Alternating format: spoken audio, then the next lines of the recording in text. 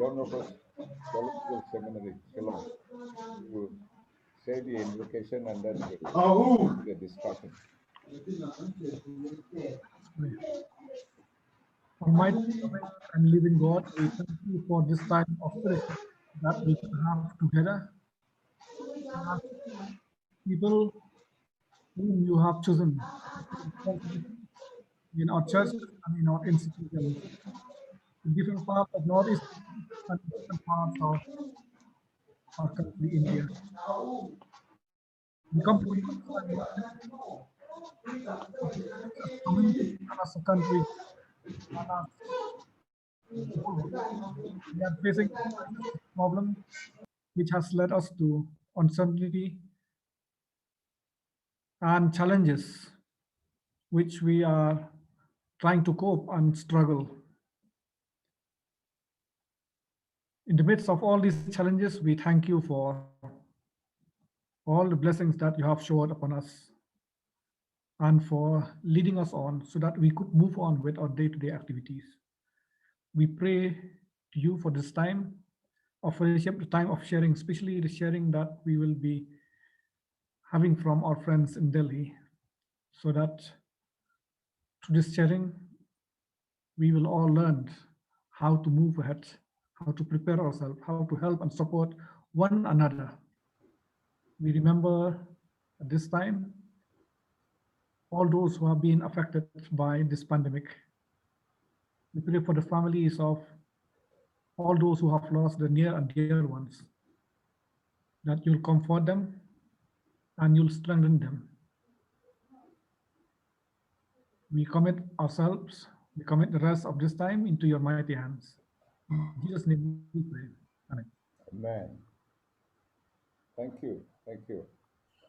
I would like to open up this time for our friends from Delhi. Good evening, Brother Vijayan. Yeah. Good evening, sir. Nice to see you. Good evening. Late in joining. I'm really sorry. I was attending to. You're right on time. Join the prayer. That was a blessing to have been able to join the prayer. Thank you. I really wanted you and Brother Anthony to be there. Last time, I was regretting that I did not record our conversation. But this is a very good time this evening. And so we'll just proceed with the conversation. Maybe I'll open the time for Brother Lanu and the rest of the friends from Delhi.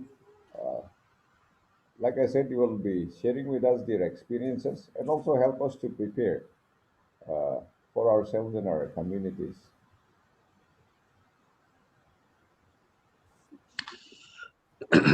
Thank you very much for Pastor Meyu for arranging this. It has almost become like a routine for all of us to be addressing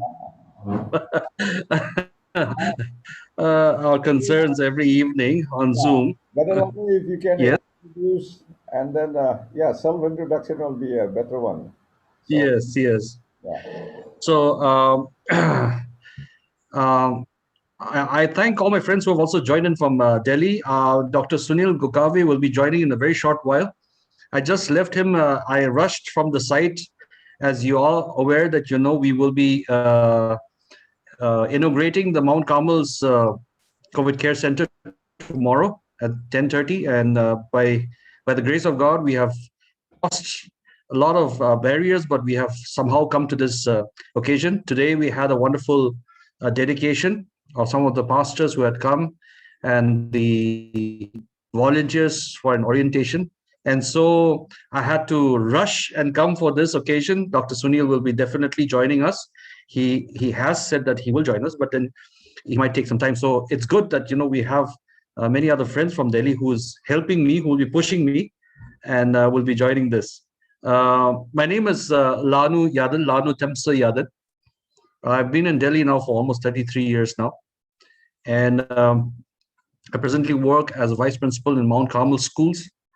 And I've got friends, Father Anthony Fernandes, and Brother Vijayan, and all of them who are here. And my early schools, of course, Brother Meyu, I was in St. Edmund's, Shillong. So I'm a product of the Christian Brothers. And then I was in St. Joseph's College in Bangalore, which was again the Jesuits. And then I was in St. Stephen's College for my bachelor's, and my master's, I did my international relations from JNU. So I've been, most of my life, I've been outside Nagaland. I've kind of grown up in hostels, and I understand the concerns of our Northeast people also. And I think one of the passions that I've developed over the years to help our people is because of the fact that I also understand what it is to be in a land which is far away, and far away from all the support structures that we normally take for granted back home. So with that, a little bit of a background, I'm married to an our lady. She's also Lanutemsu Yaden. She's from the Warumung village. I am incidentally from the Merangkung village, and she was posted in the Ministry of Health and Family Welfare, and now she's presently posted in the Ministry of Finance, Joint Secretary to the Government of India, and that's how we are. I've got two daughters. One is in the university, the other is just completing her class 12, and we are also worried as a parent, trying to understand how we are going to go through this, because crucial years for both our daughters also, where she has to make do with, the virtual classrooms that we have all gotten used to now as a new normal. So with that brief kind of a background, I just wanted to share this evening. Thank you very much, Pastor Meyu, for arranging this. And I would like to also extend a warm welcome to all our friends from various corners in the Northeast. And I'm sure through this recording, we'll be able to reach out also to many of our church elders, our pastors, leadership, and Christian leadership. So I want to make it as meaningful as we can this evening. So I would not get into areas where I'm not an expert, because when it is medical expertise, we have doctors and who will be able to come and who will share with us in this evening, who will be able to give you a more realistic and the technical aspect of it. We also have people who have actually, not even if they're not in the medical background, have experience and over the years and past months and weeks who have developed a keen interest on what this pandemic has brought about. So as far as I'm concerned, I just want to share as an elder in Delhi how we as a church have been able to try and cope with this pandemic, which has caught all of us so unaware. And absolutely, we are in a situation where we are just learning each and every day as new findings happen. What was supposedly a study that was about 6 weeks back, today they find out that it is not the case, for example, and we never know what will happen in the coming days. So with that, I just wanted to just tell you about this background. The first phase of the pandemic, which was about a year back, we were so engrossed in what was rations, habitations. A lot of our people who lost their jobs, who were stranded in the city because of a sudden lockdown, and therefore they could not even go back. And these were, ordinary people, people who were engaged in normal business. Maybe you had even a group of people who had come for an excursion tour, sightseeing, or part of a school community who had come. All of a sudden, they were stuck in the lockdown. And therefore, the church and the elders, we had to reach out somehow to ensure that food and rations and everything was provided for them. Not an expert at all in that field, but ordinary citizens did everything possible to reach out. People who were, chucked out from their homes because of non-payment of house rents, for example, because they lost their jobs, was also one of the biggest concerns. I think the biggest challenge of the first lockdown was also to ensure that the stranded passengers, the stranded people would go back to their homes. And in that, we had very pertinent challenges. For example, even hiring of buses or vehicles, how we could cross not just one border, but multiple borders states the size of a European nation, going from one across to the other, crisscrossing. Challenges of appealing to multiple state governments and agencies, whether it was the police, paramilitary forces, district magistrates, asking for safe passage, ensuring that different states having different protocols of lockdown, not allowing interstate mobility, not allowing certain people to enter a certain area, otherwise you'll be quarantined for 14 days. All those challenges were there, and we collectively faced it. We have friends like Father Anthony Fernandes, who's here with us this evening, who helped us in whatever way possible. We had colleagues and friends who were in the police services, administrative services. We were literally every night and day, 24/7 on the phone, asking for assistance from various quarters, asking them for help. And somehow with that kind of challenge, we started off the first phase of the pandemic. We call out to our churches, and we call out to our friends and relatives, and from folks back home and across the seas, even for help and assistance. Churches were very ill prepared in how to, raise these funds for even our local members. We didn't have a budget from which we could pull in the resources and buy these rations. We didn't know what it was. We didn't know how long the lockdown would be. What started off with maybe just about a week went on to 15 days, another 15 days, another 15 days, another month. So it went on and on and on and on. So the struggle was there. We thought that was the worst that we could have faced as a community away from our home state. But that pales in comparison of what we are going through today, approximately about a year later. Because the challenges is not so much about distribution of rations or anything like that. Yes, there are people that we need to help because they've been under lockdown, not allowed to go out. I'm told the curfew has been extended again in Delhi as we speak from tomorrow onwards. And I'm told it's going to be even more intensive. So though there are a little bit of movement for essential commodities, we still see people who are moving about, even to go buy groceries and essentials. So I believe from tomorrow, it's going to be even more stringent. The police is going to be very stringent in making sure that there's no movement because of the situation that is happening in Delhi. So we expect that there will be much more calls for humanitarian assistance by way of whether it's food or medication and things like that. So that is one chapter.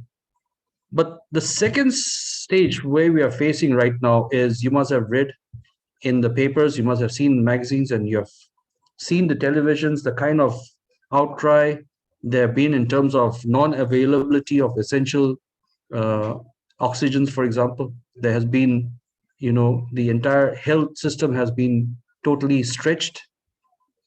Many of the departments has been totally paralyzed because of the fact that all the government departments, about 70 to 80% of the officers are down with COVID. COVID has been such a leveler this time. I mean, regardless of whether you are high and mighty, whether you are connected, whether you have all the resources and money in the world,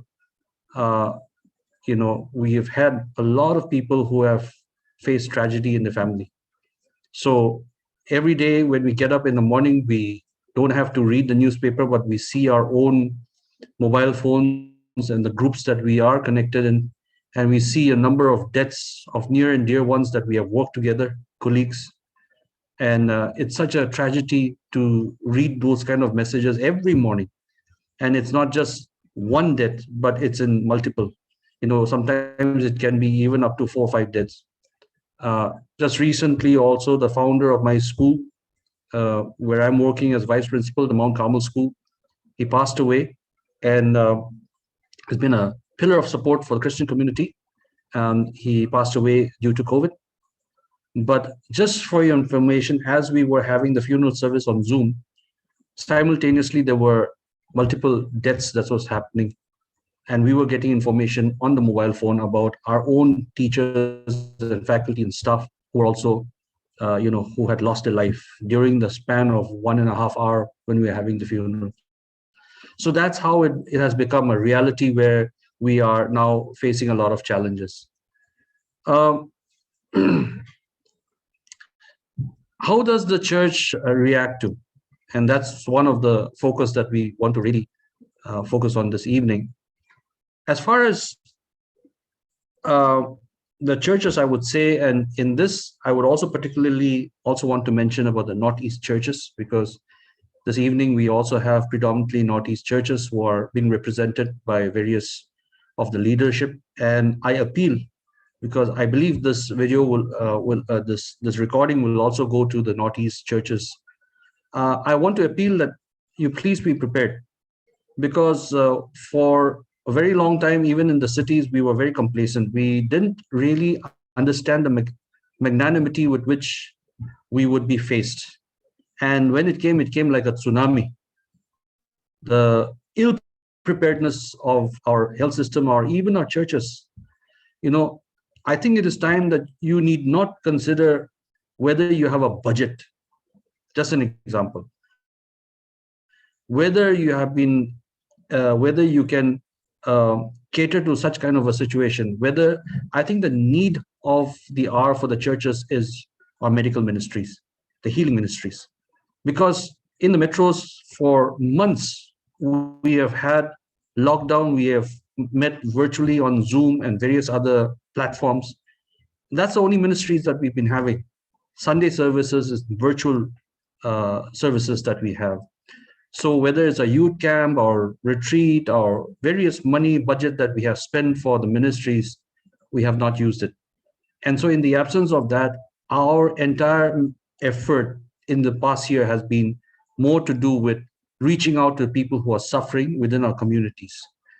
And today, I think if it comes to a situation where we have to focus more, is that we need to be prepared. Yes, we depend on God who will save us, who is there always that we can bank on.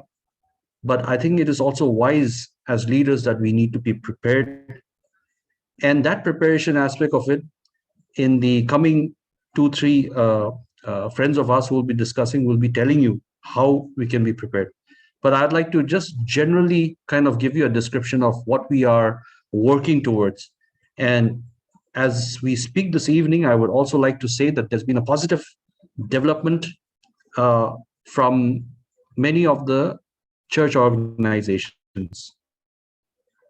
And one positive thing that I can say is that schools, Christian organizations, civil society, NGOs have come together, and what we are looking at is making use of our infrastructure which has been given to us. The church has been gifted with properties, with infrastructures, organizations like schools, big halls, availability. These are the structures that we are focusing on, how we can have these COVID response centers. You see, schools are ideally suited where you have infrastructure such as each floors having multiple washroom, toilets, cubicles.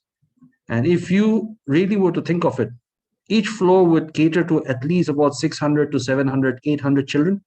That means you need to have that many toilets, and you need to have it both for ladies and gents. Because if you were to look at the school working hour of at least about 6 hours or 5 hours, you cannot have 600-700 people without any toilets. You need to have that.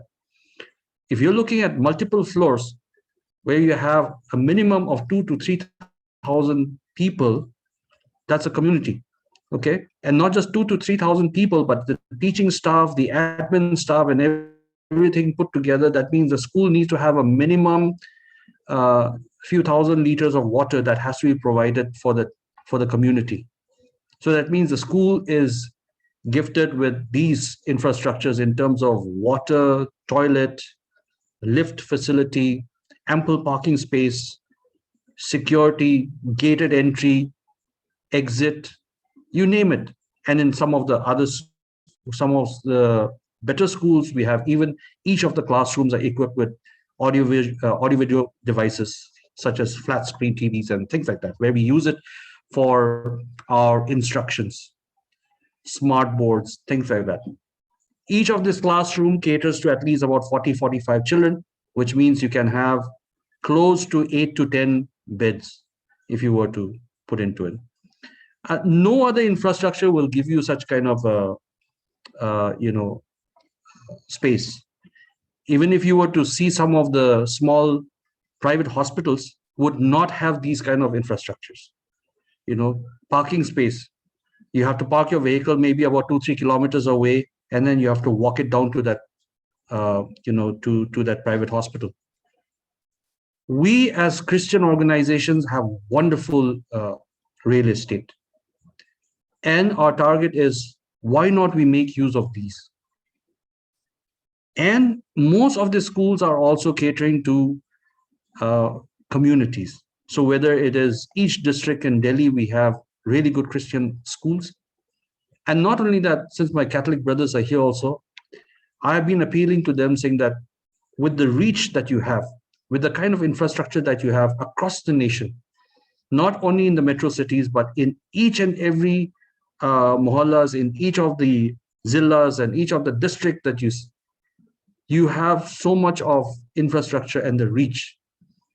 And if we could somehow make use of this, roll it out, let it be a revolution in terms of public health, I think we will be able to collectively defeat this pandemic.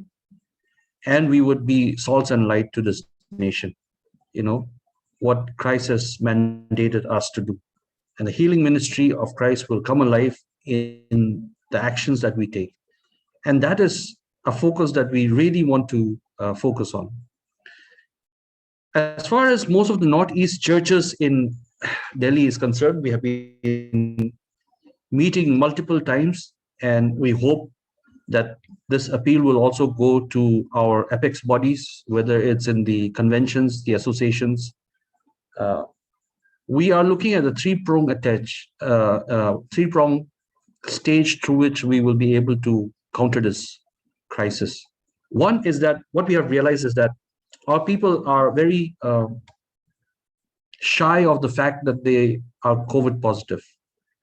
And the stigma attached to it, it takes a lot of cajoling, and even at times they don't want to even reveal the fact that they have symptoms of the COVID.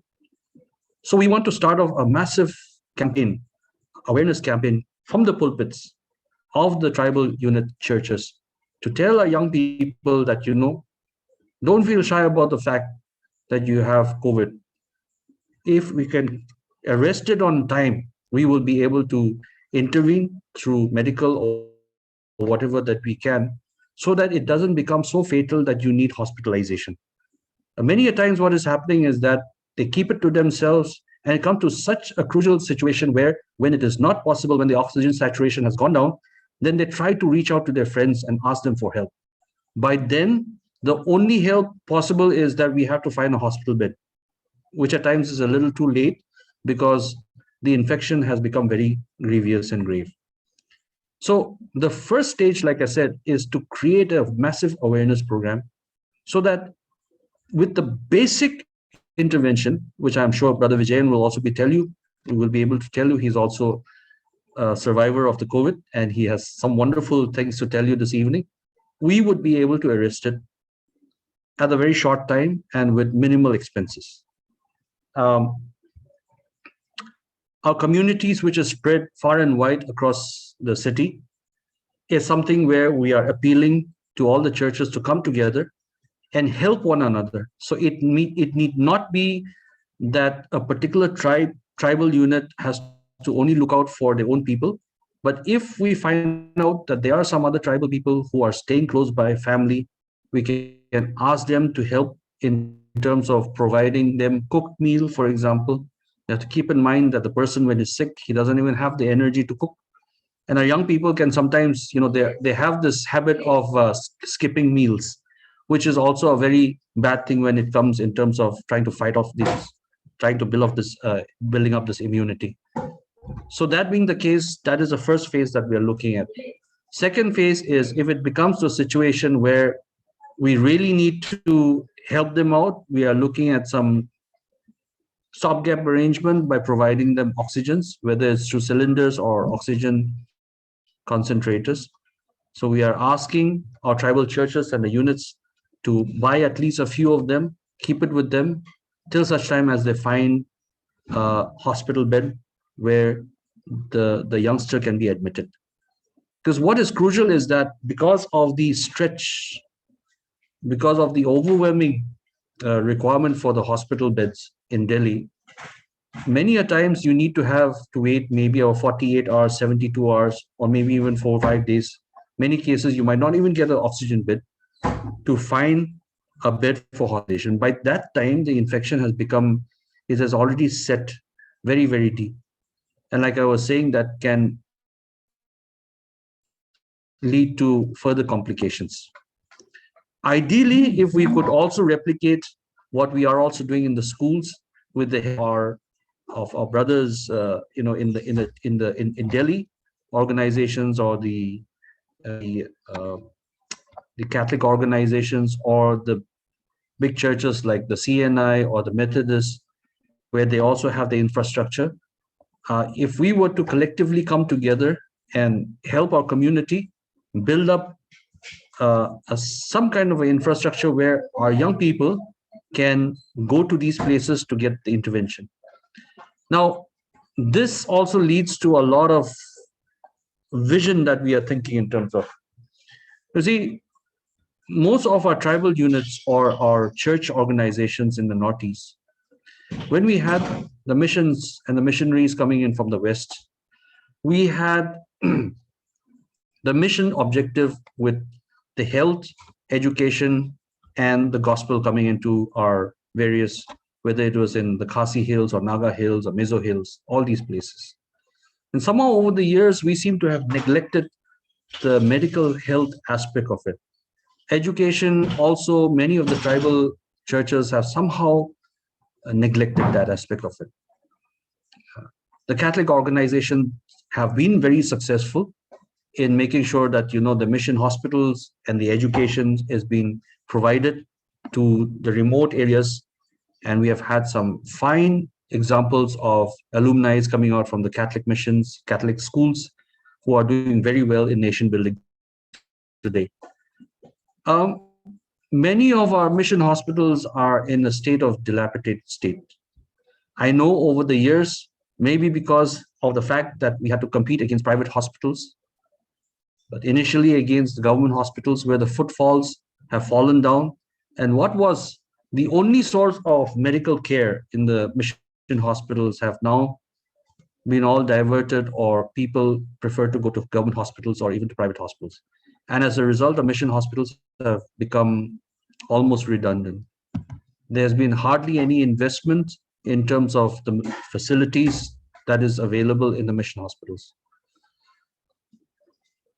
I feel that this is a wonderful opportunity, that if we could invest in terms of what we require in the cities. For example, if you're even looking at the small thing like hospital beds or oxygen generators or oxygen concentrators. If you look at most of our mission hospitals, many of our mission hospitals do not even have the basic equipment that is required. In normal times, maybe it is difficult. Why? Because there's even what is known as the custom duties that we need to give. The government of India has today waived off the basic custom duties on equipments like this, which is almost about 31%. IGST, which was 28%, brought down to 18%. Today, we have to pay 12%. And this is for the next 3 months. I feel that this is an ideal time where the churches could actually use this opportunity to help our brethren in the cities when we need your assistance for this COVID care centers. And thereby, once this pandemic is over, you could use those equipments to rejuvenate and revamp the mission hospitals, which is there in the Northeast. Because we do need equipments there also. We need investments there. I think if we can mobilize our resources, not just amongst ourselves, but even we call out for help from the larger churches, from our tribal units, I think it'll be a fantastic way to make sure that all these equipments that we are asking for in the cities will not go to waste. Rather, it will be a blessing in disguise to revamp our infrastructure, our health infrastructure back home. There are many things that I would like to discuss further, but we also do have our friends who are here. And as we progress with our discussions, I'm sure we'll be able to address many more such concerns. I would like to invite a dear friend, Vijayan.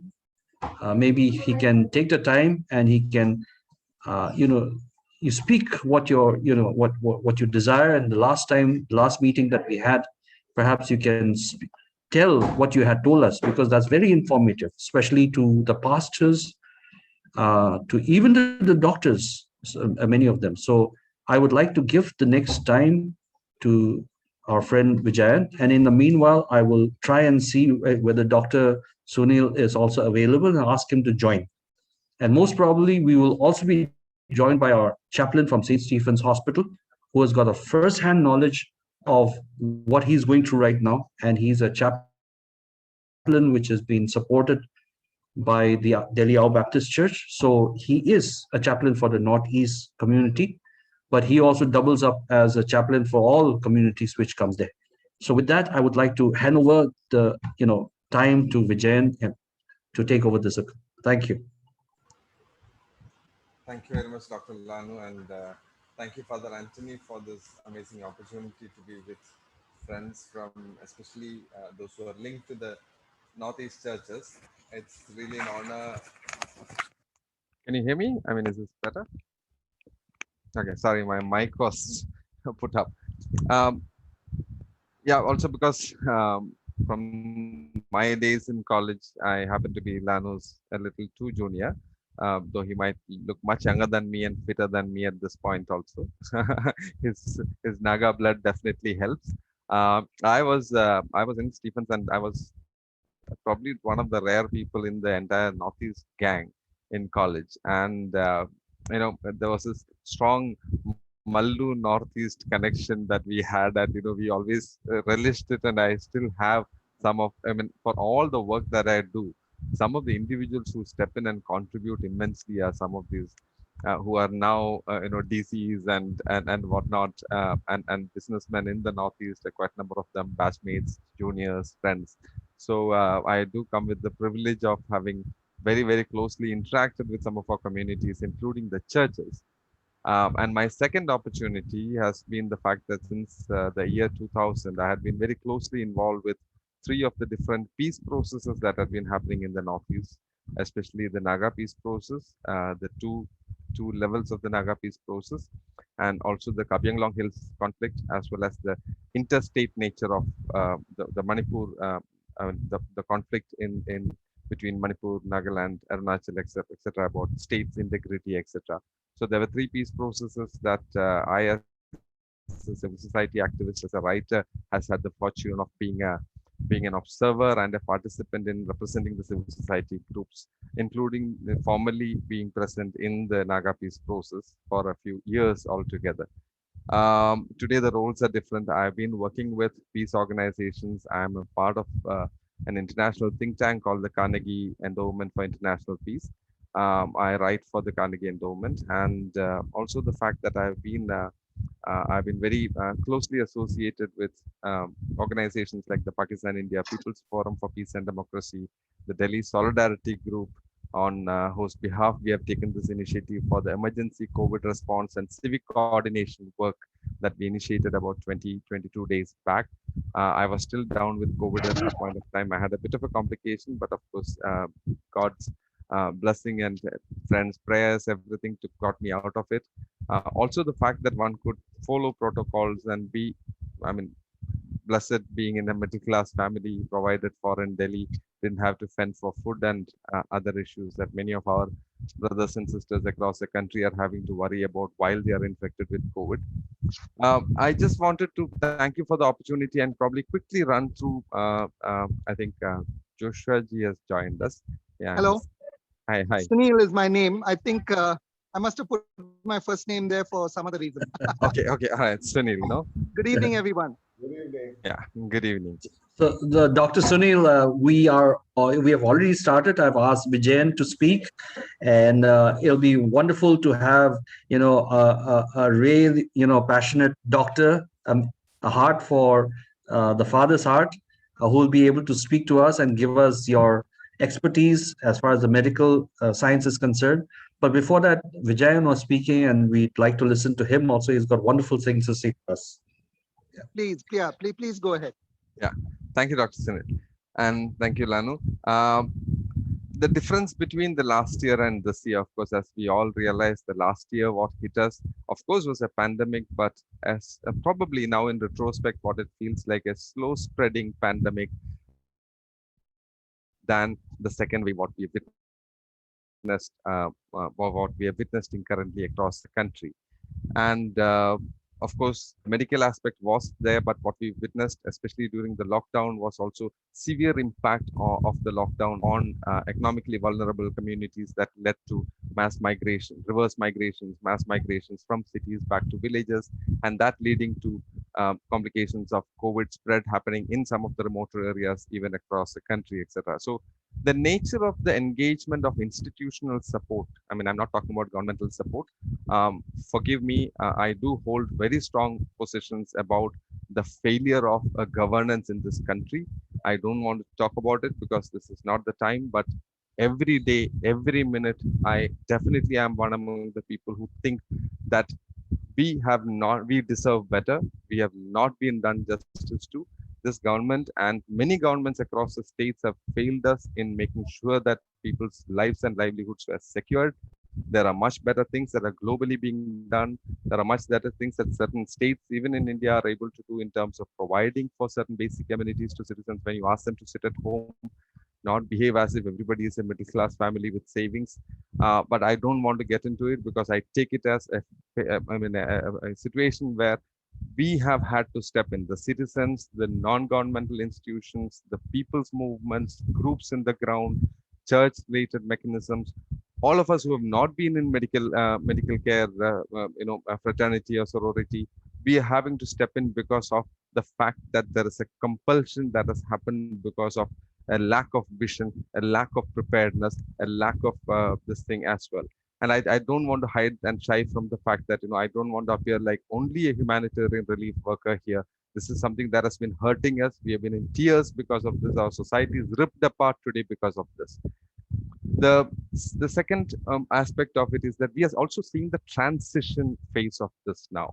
For example, what started, I mean, when the wave started in Delhi, the hospitals were pounded, our maximum pressure was put on the hospitals as the first line of, the front line of medical care in the cities.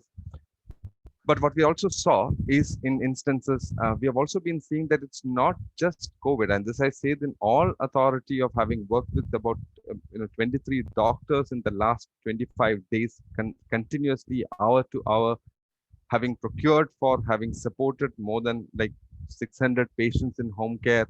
We have taken the risk of running around the city to find hospital beds for almost 6,000 patients by now. And this is a group called the Delhi Solidarity Group, which is not any specialist, it's not a relief organizer, it's not a disaster management group that is known for anything. It is just a small group of friends, organizations, academics, journalists who have come together to basically respond as an emergency COVID response team. So that's my primary submission as well. Let's look at like some of the things where the ill preparedness, and I do hold even the religious institutions. I mean, probably the fastest responding religious institution in the Delhi situation that we looked at was the Khalsa and the Gurudwara Prabandhak committees. I mean, Shiromani Gurudwara Prabandhak committees, I've been in their coordination for the last 25 days. I know how hard they put themselves through this, and I know how much effort it was even for their leadership to bring in their volunteers.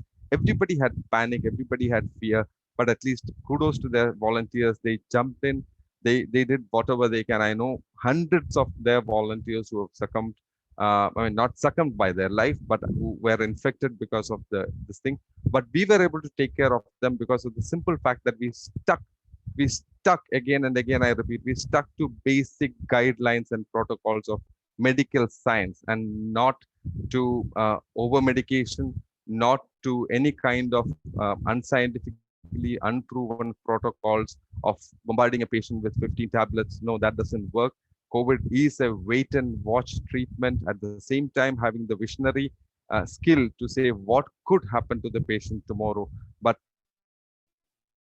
early treatments of even dexamethasone, we are dealing with the dangers of overdoses of dexamethasone as well. But dexamethasone and oxygen combination are the established protocols internationally and nationally. There is absolutely no negating it. But at the same time, the clinical trials, we were very fortunate that doctors like Dr. Kashinath Dikshit from UK, who was part of the remdesivir clinical trial as well as the dexamethasone clinical trial, he was definitely one of our chief advisors in terms of the critical cases that we were very pleased to have people like him, or writers, doctors who are writers in international journals like Lancet. Dr. Philip Matthew was on our advisory team. So we have worked with about 23 doctors over the past 25 days, and many of the things, it's not individual accumulation of knowledge at all. It is a collective accumulation of what we managed to do. One of the things we also are very clear even from our very beginning was that this is also to build solidarities between people, and I say this to also a religious community here with a clear conviction that we need to build this as a political solidarity between people who have had to suffer this for multiple reasons, and not just to blame the state, but our own ignorance often, our own unpreparedness often, our own inability to get hold of the right material to educate ourselves. But I think this solidarity should also be about social awareness building, education of our people in terms of the basic protocols, the guidelines. I mean, even if when you're confronted with an MBBS doctor who is giving an asymptomatic patient from day one an antibiotic, we need to stand there and say that. And I say this in the presence of doctors very, very, very, very confidently, because of the fact that this has been our learning in this fight. And this is what we learned from. I've spent days reading the UK protocol, the WHO protocol, the ICMR protocol, and several others. And this is what we have extracted very clearly, that what is not needed is not needed, and what is needed, especially if there's a bacterial infection, if it's needed, it has to be brought in, and not, to use a very harsh word, not a carpet bombing, unproven, type of medication. So, the 8 or 9 things that we've been very fortunate to put together, and that is one thing I'm saying as a model. This is not at all to take any credit for some big work we have done. What we have done is a drop in the sea. I'm very, very, at the core of my humility, let me state that what we have done probably is a drop in the sea. And that drop in the ocean is nothing in the larger calamity that we are faced with. But at least some of these things could help other groups in other cities, in other towns, to prepare their own volunteer basis. All of you come here with a lot of people behind you. We can put together these teams. We can emulate from each other. We can learn from each other. We can share these things that are already done. For example, our research team has put together a fantastic home care guideline that is entirely borrowed from both international and national protocols, co-verified by AIMS director, Dr. Kashinath, and other people.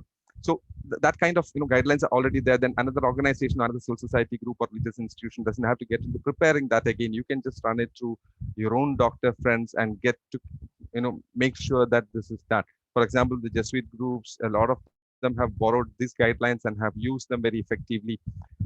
So one is we have a home care team, and the home care team as of now caters to more than 700 patients in home care, both in the early stages as well as in the middle stages of the disease, of the infection. And that has actually been a protocol we had to develop and really trust our doctors and volunteers to walk, paramedical volunteers to walk with the patients, basically because we could not put any more pressure on our hospitals and our doctors, because they were just unable to deal with the situation. I mean, I know of instances where doctors, after 36 hours of spending time in the hospital, have ran away.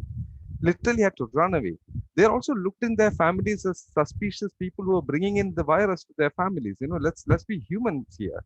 And that pressure on nurses, medical fraternity was very enormous. They were overwhelmed to say the least. And none of our other communities have been overwhelmed in the last 1.5 years as much as our medical fraternity has been. So the home care, we prioritized it.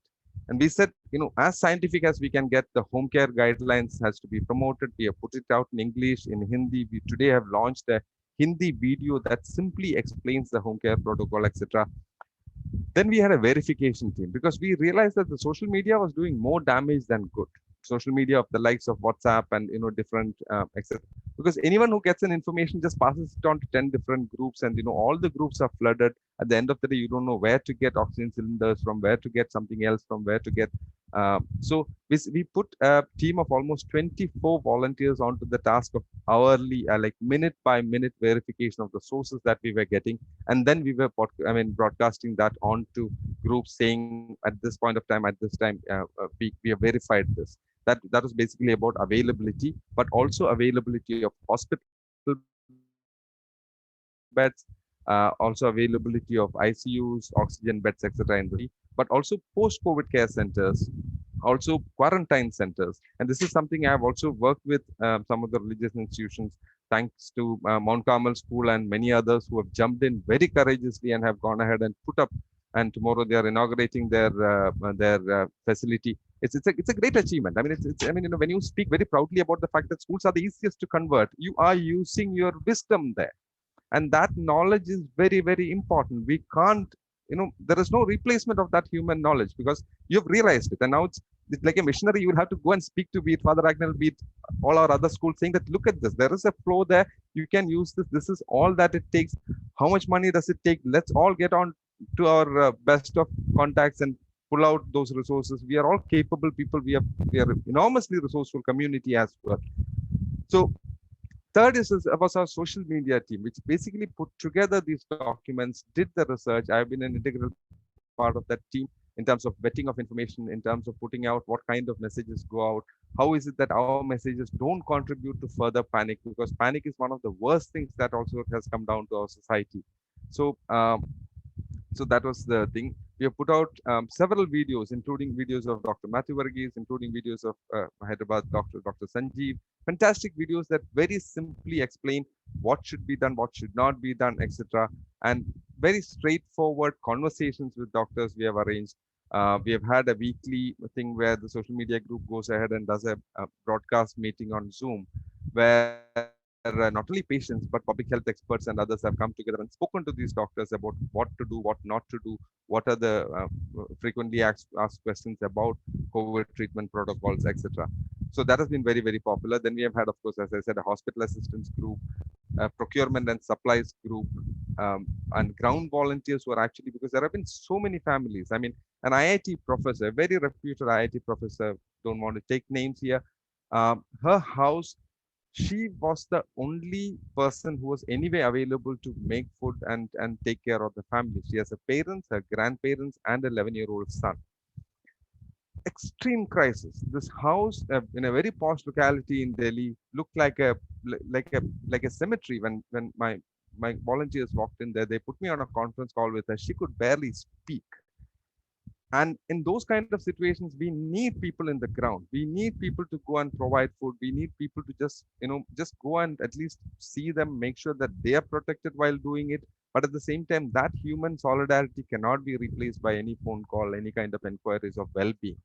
So we realized that we stepped into that for as many friends, quite a number of Naga friends, Northeast friends who are living near in South Delhi areas. We have been able to access and provide for.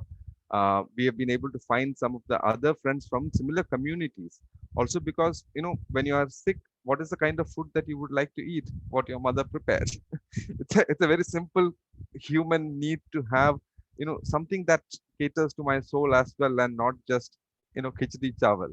Khichdi chawal, as much as I don't have a problem with it, that's neither my home food nor food of many friends from Northeast. So how do we cater to some of those? Because those are not licious. They are not licious. They help in your treatment, because COVID is also about strengthening your body to fight for itself, to save itself. And there the soul and the body have to be catered to. And that was one thing that we did. the resource mobilization team, thankfully, we had some of the organizational people come in there. Of course, I've played a role there too, but we got the help from Give India Foundation and others. So we put an open appeal out there very early on, just proposing what we will do, and we could raise about 40 lakh rupees so far, which is as of now where our expenses are, it is probably nothing. But at the same time, it was very overwhelming to see young people come forward, school children in aged 8, 9, 10, etc. They also adding their own support links onto this, saying that please contribute here. Um, Another thing that we have done very consciously, and thank you, Dr. Lanu, for saying it, is to support mission hospitals and especially government hospitals. And I think that's a very, very important point here, because one of the things that has been structurally done in our country, unfortunately, has been also the destruction of government healthcare facilities. And until unless we can strengthen the government healthcare facilities, which are openly and rightly so free of cost for ordinary people to access it, I do not know how we can proceed in a health crisis time anyway. So one of the things that we have done is to also in Gujarat, UP, Delhi, in 3 of these states, we have been able to, along with the IIT Kanpur team of friends who have volunteered with us, we have been able to provide BPAP machines, very few in numbers, but at least provide some of those. Even simple things like oximeters, because in a government hospital, even if the superintendent tries, it takes many a times a month's time to even procure 100 oximeters and 1,000 masks or PPE kits, etc. Because the procedures are like that. And in these times, we thought it's important to step in and support them. That's another thing that we did. Also, the fact that hospitals like Families and Stephens, a lot of them, we have been in conversations with the leadership, but also trying to make sure that whatever we do, we also keep in mind the interest of these hospitals, because we also know private hospitals that got within 72 hours oxygen generators lifted from France and instituted in a matter of 50, 60 lakhs, which Indian government did not have the vision for. If we had provided hundred of those units for 100 specialized hospitals in the city, we would not have seen the kind of crisis probably. I don't know. I mean, experts can talk about it, but at the same time, the oxygen unavailability definitely led, as we all know through even general newspaper reporting, we all know that led to the calamity as well. One of the things that we have had to start is also the food rations for communities, in the marginalized communities in the city. This is something, as we walk the medical crisis path, we have also had to take on the humanitarian livelihood crisis part, the food crisis part. Today also our team was in Yamuna Khadar, where almost, I mean, in a locality of a basti, we could realize that there were almost 3,000 patients inside there. And how do their families survive? So we just went on distributing coupons to from family to family, and then we are making sure that the food is, I mean, the ration kits, they come and pick up in different times from different families where we, and different places where we have put them together. There are just volunteers standing there without interacting with any of the patients. But food is an essential in this battle. We can't let people die of the infection or of because of malnutrition, that, I mean, or food that is gone missing because they can't step out of their homes because of the lockdown. Um, we have also come to very strongly believe this, and I'm sure Dr. Sunil will add his points here. Um, we have come to believe that COVID can't kill you if you help yourself and fight this battle in a scientific manner. And I think this is something where I think the doctors community has, I mean, many of the international doctors and national doctors have come in and reiterated this point that we have understood something about this virus that we can work around with. We might not have a specific treatment for this disease or this infection, but we have come to realize that which are the 2 or 3 possible dangerous lines that you could be going into, whether it's a clot situation, whether it's a happy hypoxia, whether it's a DIC situation. But you've also come to realize what are those dangers that you need to prepare for. And hence it is very important for all of us to make sure that we don't ignore, that's the first principle, we don't over medicate from early on, and we don't panic. And I think these are fundamentals that we have really learned from and we have been able to use, because all these instructions have a lot of backup things to it. I mean, the protocols run there. You're hydrating yourself well enough, or your simple things like gargling and steaming, but not overdoing those as well. All of those go along with it. So I say this with the basic guidelines in mind. Providing supplements, symptomatic treatment to be given, whether it's developing infection or just fever. But just giving paracetamol, subesham, morning, evening does not help. You need to make sure that it's a 6-hourly administration of even paracetamol, etc. But also the anticipatory preparedness that good doctors would have in making sure that which side of the infection you could be going if yours is a severe infection. That my last point is, what should each one of us do and what are we capable of doing here? So one, I say this as churches, institutions, and second, I say this as individuals even, because as individuals we hold the greater responsibility also to reach out to the society, spread awareness, educate ourselves better, calm down people, be it through the spiritual means, be it through the religious means, be it through other means, calm down people, but also prepare them to fight the myths and superstitions in our society. Because in Delhi also, I'm faced with a situation where, be it in the Hindu community or in the Muslim community, uh, or unfortunately to say so, but even in some Pentecostal churches, I've come across very stiff resistance to treatment.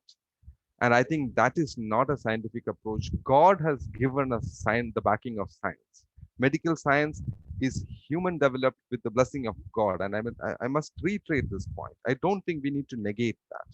I mean, I think it's very important for us not to have these myths and superstitions. I mean, leave them behind. Understand that God has given us a way forward as human society through these facilitations, and we need to make advantage of that. Uh, you know, Many a times, one of the things that we have had the advantage is also because we have realized that in this outreach exercise, we have also realized that traditional wisdom definitely plays a lot of importance. I'm definitely not going to say no to when somebody says that, Parijat leaf actually worked when mothers used to give it to children for their fever treatment. But the point here is we need to be making sure that, while alternate medicine, see, there were homeo medicines that have been circulated saying, arsenic helps in prevent, building immunity, etc. But the core point has to be very, very clearly kept between our communities in front of them, saying that there is no one medicine or one protocol that heals, cures COVID. But medical science has developed its own ways of tackling this around and making sure that not everybody has to be lost in this battle. And that's why, less than 5% have been getting into these complications. But in Delhi, unfortunately, the numbers have been very high. I've been one of the people who have been openly advocating, saying that, ivermectin, doxycycline and Fabiflu given from day one is for even asymptomatic people. For God's, sake, let's not get into this overwhelming panic mode of medication. Let's just go with medical science as a science which is proven to us as symptomatic treatment is the way forward, wait and watch is the way forward, etc. So as institutions, I think it's also important for us to make sure, as Dr. Lanu and many others have done in the city in the last 7-8 days. I have been in conversations with the Catholic Church. I've been in conversations with the National Council of Churches. I've been in conversations with the Muslim community and the Islamic organizations. Thankfully, many of them have opened facilities today. At least we can confidently say that there are almost 800 beds that have been opened in the city because of the fact that many of our friends responded to our desperate calls and persuasions. And I think we are headed in the right direction, provided we don't stop doing this. I think this is as much a missionary activity for us to be doing the kind of resources that the communities hold, our churches hold, etc. Our schools are there. So I think this is an activity that we must back with, but also make sure that we provide, not just food in these centers, but medical care. We need to tie up with doctors' organizations. There are plenty of doctors who have come together volunteering their overtime to be making themselves available. That's a fantastic gesture of solidarity of different people. And I think that's what we need to take advantage of. I'm sorry if I overstep my time brief, but I thought I must share some of these experiences that we have had. Over to you, Anthony. Thank you very much. Before we go further, I would like to uh, welcome Dr. Sunil Gokavi, who's been spearheading this movement, especially with the Mount Carmel family. And he is the person behind this. As far as the medical science is concerned, I don't think we would be in a position to even come close to the kind of research that he's done and the kind of experiences that he's had for more than 20 years. He's been spearheading. He was with the Emmanuel Hospital Associations, and I would like to give the rest of this time so that he'll also, it's a kind of an informal kind of a thing. But doctor, I would like to give this time so that you can introduce yourself, and then tell us exactly what the Lord wants you to tell us. I think this is what I would say. Yeah. Thank you. Thank you very much, Lanu. And once again, a very good evening to all of you. Now, after hearing our brother Vijayan speak, I don't know if I have anything more to say. You have said more than what a doctor can say. And you have covered everything so succinctly. And I think you have hit every nail on the head. So all I can say is what you are saying is absolutely right. The only thing is that there is no, secular and sacred. There's no professional life and other life, or spiritual life or church life. Whatever we do is our ministry, because we live and move and conduct our profession in the Lord Jesus.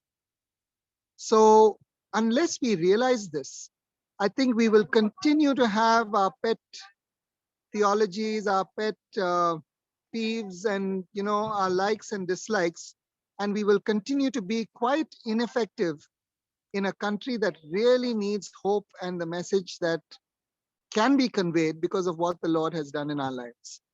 So I see whatever interventions we would choose to do, especially in these COVID times, as a very, very direct ministry.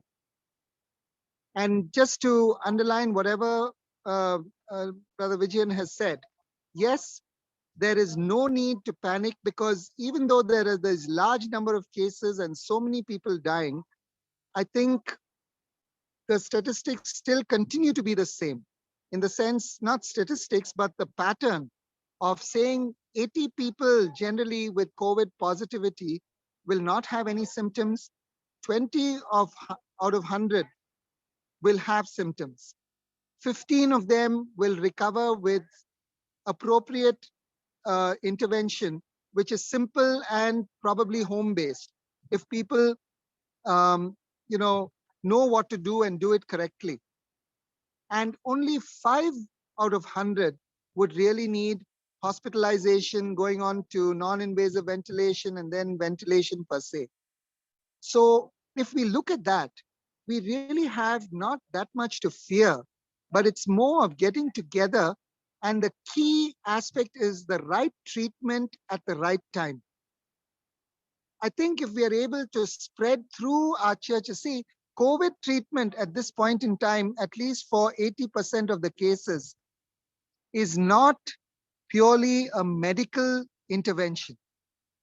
I think it's just an extension of home care. As was pointed out, oxygen, but unfortunately, our country has been so ill prepared when they could have taken advantage of setting up oxygen generation plants across the country, which would have obviated the need of running around for cylinders, standing in lines which are, waiting 10 hours to refill a cylinder that's going to finish in 2 days. This is the kind of situation that has been artificially created because of short-sightedness. And even now, if we want oxygen plants, generators to be set up, we can't because they are out of stock. So we had so many months to prepare for it, and we just neglected it. But having said that, what can we do now? Yes, oxygen is the mainstay. Steroids given at the correct time, in the correct doses for the correct duration.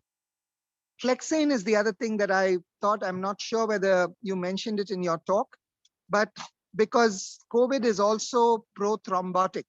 It creates clots, microclots in different parts of the body, as well as bigger clots that could even plug the lungs and actually cause death.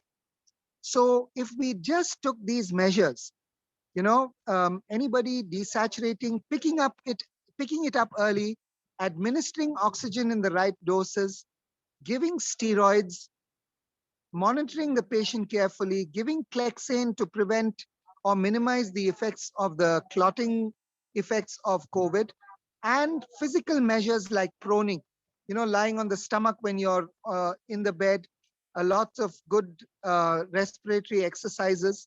And as he mentioned, if there is purulent sputum, phlegm that's coming out that's purulent, or a lot of phlegm coming up, or fever that suddenly comes in and doesn't subside, yes, we have antibiotics. And one of the most effective antibiotics is so easily administered. It's basically co-amoxiclav or augmentin, which can be given 3 times a day for 5 days. So these measures, I believe, if we instituted them, would take care of at least 80% of the people suffering from COVID and would prevent them from going into severe disease. Of course, there is an entity that you all may be familiar with, the term called cytokine storm. And I'm in consultation with a friend from UK, a classmate of mine from CMC Vellore, who now heads the respiratory division of one of our large hospitals outside London. He is involved with the NHS, both as a clinician and in the academic circles. And he and me have been having a lot of discussions along with people from the Christian Medical College Vellore and a group of people across the mission hospital network, especially in North India. And we've been looking at the pros and cons of what we should do. And if we just stuck to these 4 basic things, again, oxygen, steroids, blood thinner like Clexane, and physical measures like proning, antibiotic where indicated, I think it seems rather simplistic, but even these measures done through churches, done through schools, should make a difference to at least 60 to 80% of those suffering from COVID. The cytokine storm can affect anybody. It can hit someone with seemingly mild symptoms and deteriorate overnight. Those things we have to leave in the hands of God and have the system wherein we can even try to supply or try to make ICUs available. But the problem with ICUs is that you have so much of intensive labor on one patient. And if you distributed that labor to the 100 who need these smaller measures, it's a balance. It's a tightrope that we're walking. It's not to say that we don't give ICU systems in place, but we have to look at how much of benefit will come from focusing on what. If there is ICU, certainly yes. But just getting an ICU bed doesn't guarantee that a patient is going to make it. In fact, on an average, I think 60 to 70 people who are on ventilator do not ultimately make it after 10 to 14 days of struggle. So this is the hard reality that we need to face. The other aspect, I think, that is very, very important, as much as the drugs and the medication and the supportive measures we give, is the fact of treating COVID patients as human beings. And that is where I believe the church's role is. You see, whatever said and done, the Lord Jesus did not hesitate to go and mix with the people who were outcasts. And today, if you want to call it that, COVID positive people are outcasts. People have barred their doors, have refused to talk to them, don't even look at them, in fact, just as it was when the HIV thing broke out. Thinking that you can't even shake their hand, dehumanizing people. And the church's role here is to go beyond that, to go that second, third, and fourth mile and be there for the people who are suffering, who don't have a hope, who are anxious and fearful because of something that they need not fear to this extent. And it is for us to extend that love and acceptance of the Lord Jesus in practical terms. He mentioned about giving meals and this and that. I think that is so needed and such an absolutely perfect solution to being able to obviate this very great social need that has been created by the virus. So churches and medical work go hand in hand. They are not separate. They are very much one single entity. And we should never try to divide by saying, oh, this is ministry and this is profession. I think the same things about, denominational lines. We cannot afford to be divided by our doctrines. We need to understand that Christ goes beyond this. And this is the opportunity for the church. If we lose this, we would lose one of the greatest opportunities that God is giving us to join hands together and reach out to our fellow men, whether it be from our communities or from any community. We have the option of showing the love of Christ in practice. Would we be willing to go and sit with a COVID positive patient, even if it's just at a social distance? Talk to them. You can smile at them, even if you're wearing a mask, because you smile with your eyes. It's not just with your lips. And we can give them hope. We can administer to them what is necessary. So with these simple measures, I believe we can change the face of this pandemic. Because there are many people setting up oxygen centers and this and that. But even as I went to the facility, Lanu and I went to the facility in Chhatarpur, which is set up by the Indo-Tibetan Police Force. And there, even though they had everything, they had air handling units, they had everything, but yet you could see a patient was alone. That is where we can make the difference. And we need to be able to know that it is not just medicine that heals. It is something far more. It is the human touch and the Spirit of God who lives in us with that power that raised the Lord Jesus from the dead. That is the power that is living in you and me.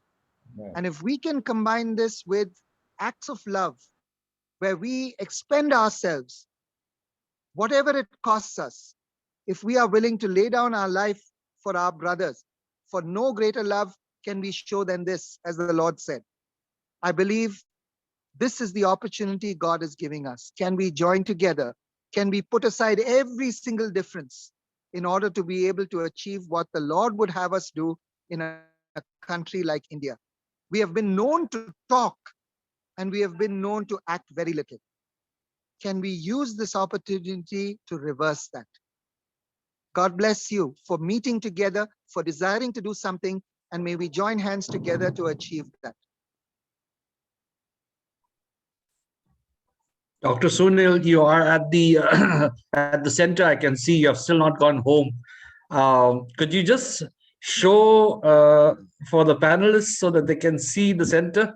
There's a little peek of what is in store tomorrow. Can you? Oh, sorry. Yeah. So, frankly, I'm scared to my socks. I don't know how we're going to handle this. And we need all the prayer and all the dependence on the Lord that we can do.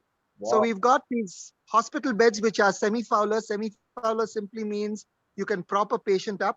And those will be used for the most sick ones so that they can sit up in bed while they get their oxygen. Each bed will have a concentrator, so we don't have to rely on cylinders. Okay. And this particular hall has 45 beds. And this being a school, every classroom can accommodate 8 to 10 beds. And we will progressively keep adding beds as the patients come and as we develop the services. The stage area is going to be used by our monitoring team.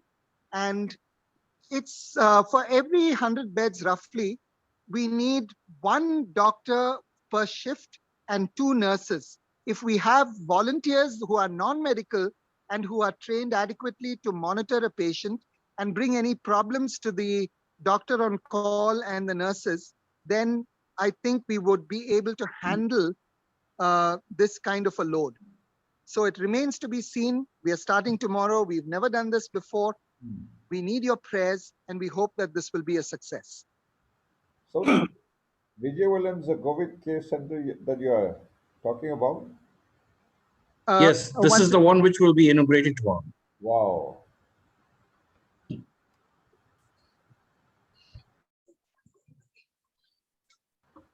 Thank you. I think that gives a wonderful impression. I mean, uh, not only you, but for us, it's out of our world.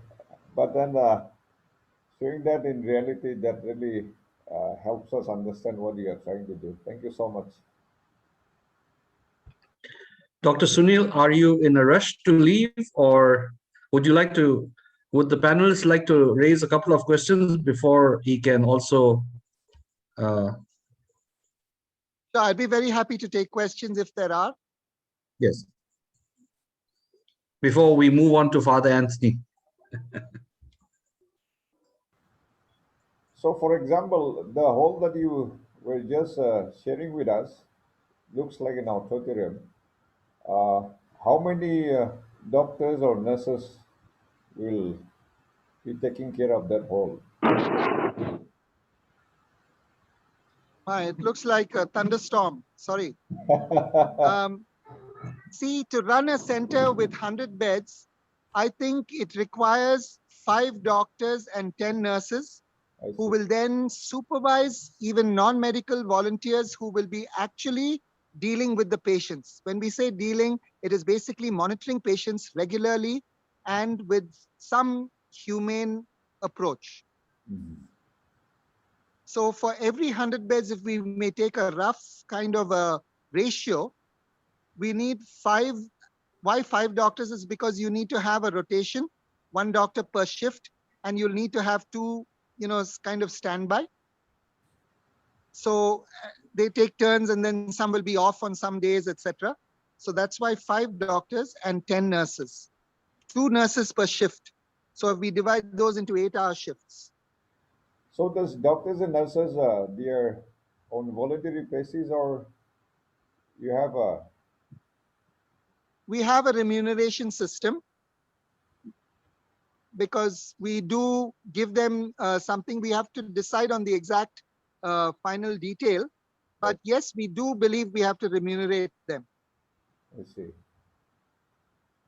Dr. Sunil, I think this will be a right platform for us to appeal for the Northeast churches and the various organizations to encourage the doctors and the nurses to come to Delhi on a mission to at least help us during the height of the COVID when we need their assistance, because we are far stretched with the medical human resources.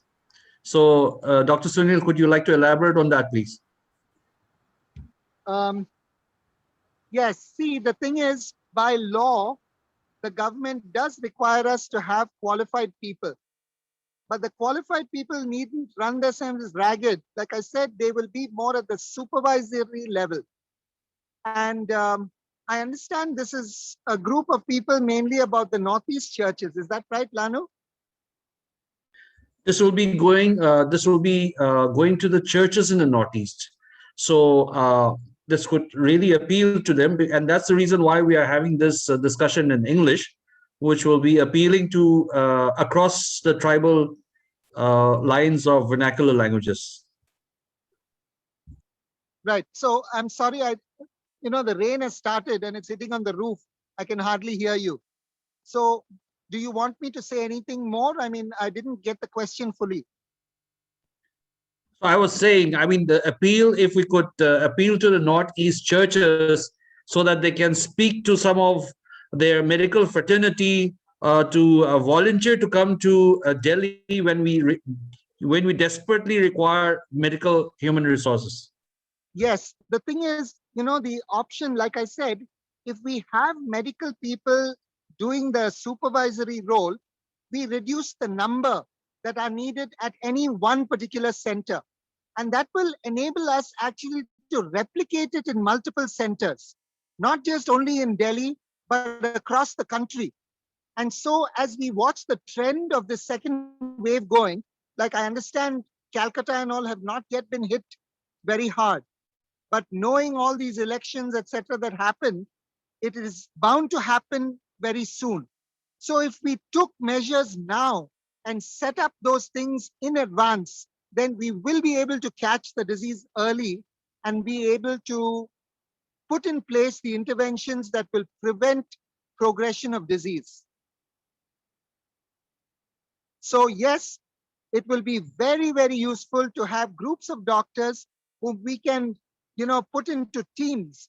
And this will be the model for replication, because the doctors here in Delhi, I think, are already with their hands full, and it's not possible for them to move from one to another because everything is saturated at this point.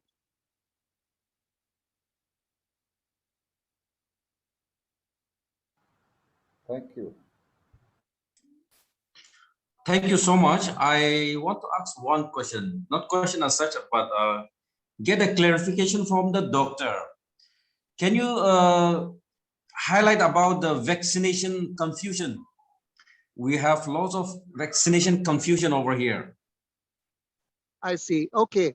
At the outset, I want to say the vaccine program that has developed across the world has been developed very, very rapidly. That is not normally the way vaccines are developed. But having said that, technology does change almost every year, every month. And many of the scientists at this point are confident that the vaccine, even with its pitfalls, does have definite benefit. Now, I would encourage people to take the vaccine. There are some who have had serious adverse effects, there's no doubt. But that is true for almost any drug. So the vaccine, even if of a 2-dose regime, if one gets a vaccine, in 3 weeks, they will have at least a 50% protection against serious effects of COVID. It doesn't prevent you from getting COVID infection, but it does apparently have an effect of preventing the seriousness of the COVID infection.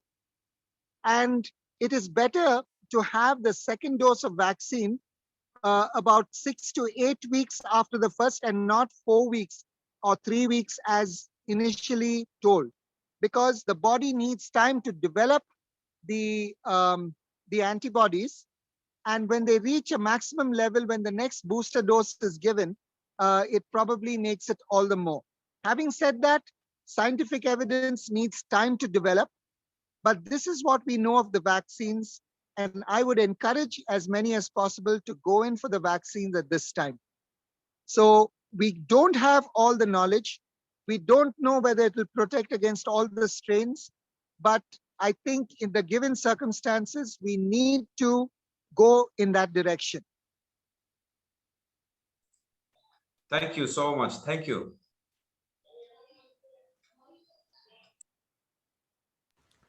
Also, just quickly to add there, thank you very much, Dr. Sunil. I mean, in case you are leaving now, let me just put it on record that I'm very, very grateful to the efforts that you are doing, but also thank you for bringing in those, I mean, absolutely clear points from our experience of COVID treatment already, and whether you spoke about oxygen, dexamethasone, flexane, and other medicines, because that is the protocol. There is, I think that's something that, these doctors have done wonderfully for us. I mean, while we say that, there is no COVID medication, there is already stuff available to save that 5% who will go into probably some complications, and that stuff is already worked out by a courageous group of medical practitioners, and we just need to hold them with us and walk this, do this walk correctly and meticulously, and making sure that this dehumanizing aspect, thank you very much again for bringing that up, because that's something that our society needs to really come clear of.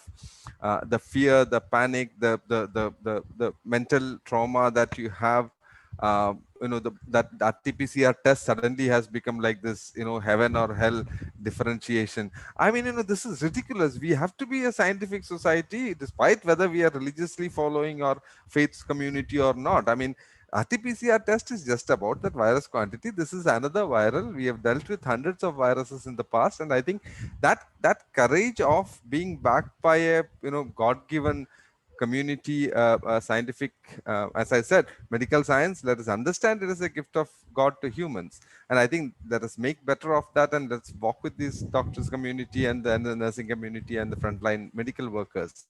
So, so thank you very much, Sunil, for that. And let us surely, I mean, I will come over personally also one of these days to the center. Whatever way we can help with in the facility, do let us know. We'll be more than happy to bring in any of our expertise. I mean, be it, some of this. I mean, I'll share with Dr. Lanu also the Hindi video we have developed. It's a very simple guideline thing. Your comments are most welcome on that, etc. Thank you. Just wanted I to would say love that. to have your input, and we can really join hands and see how best we can replicate this across the city.